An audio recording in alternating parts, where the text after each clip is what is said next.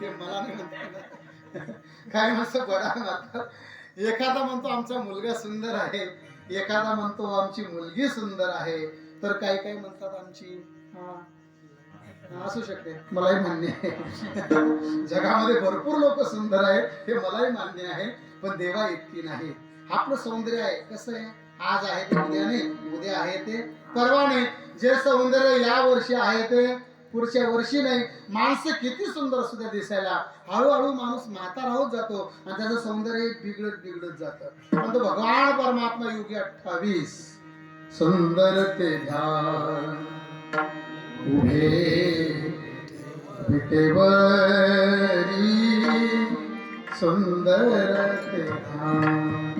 एवढा सुंदर कोणीच नाही. म्हणून महाराज सांगतात, ज्याच्यामध्ये रूपाचं वर्ण त्याला म्हणतात रूप कीर्तन, ज्याच्यामध्ये लीला सांगतात त्याला म्हणतात लीला कीर्तन, म्हणजे काल्याचं कीर्तन. तेरा नंद किशोर उठके बड़ी भोर घर आता, इसे कह दो यशोदे माता, घर में करती थी मैं काम धंधा, चुपके से आया तेरा मुकुंदा, ये बंसी बजाता पागल बनाता फिर भाग जाता, इसे कह दो यशोदे माता. म्हणजे ज्याच्यामध्ये लीला त्याला म्हणतात लीला कीर्तन, पण ज्याच्यामध्ये नामाचं महत्व सांगितलं त्याला म्हणतात नाम संकीर्तन.